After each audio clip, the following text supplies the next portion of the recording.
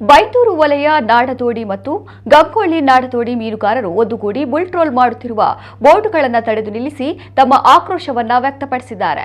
ಸಮುದ್ರದ ತೀರ ಪ್ರದೇಶದಲ್ಲಿ ಬುಲ್ ಟ್ರೋಲ್ ಮಾಡುವುದರಿಂದ ಮೀನುಗಳ ಸಂತತಿ ನಾಶವಾಗುತ್ತಿದೆ. ಬುಲ್ ಟ್ರೋಲ್ ಲೈಟ್ ಫಿಶಿಂಗ್ನಿಂದ ನಾಡತೋಡಿ ಮೀನುಗಾರರ ಜೀವನಕ್ಕೆ ತೊಂದರೆಯಾಗಿದೆ. ಜೀವದ ಹಂಗು ತೊರೆದು ಮೀನುಗಾರಿಕೆಗೆ ತೆರಳಿದ್ರೆ ಬರಿಗೈನಲ್ಲಿ ಬರಬೇಕಾದ ಪರಿಸ್ಥಿತಿ ನಿರ್ಮಾಣವಾಗಿದೆ.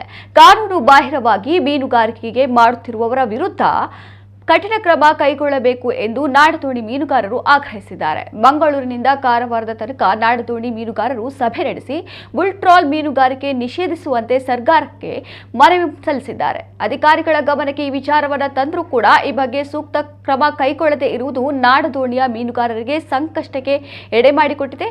ಇದೊಂದು ಅವೈಜ್ಞಾನಿಕ ಮೀನುಗಾರಿಕೆಯಾಗಿದ್ದು ಕೂಡಲೇ ಇದಕ್ಕೆ ಕಡಿವಾಣ ಹಾಕುವಂತೆ ಆಗ್ರಹಿಸಿದ್ದಾರೆ.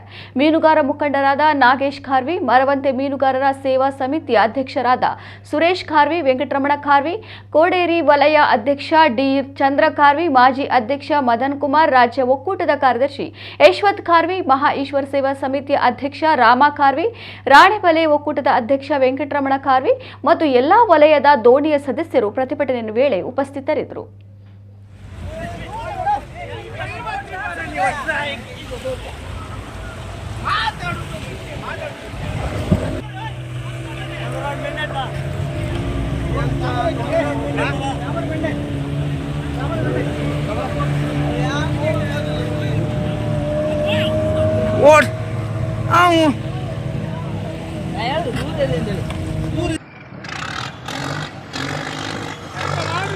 ಒಟ್ಟಿಗಿಲ್ಲ ನಮಗೆ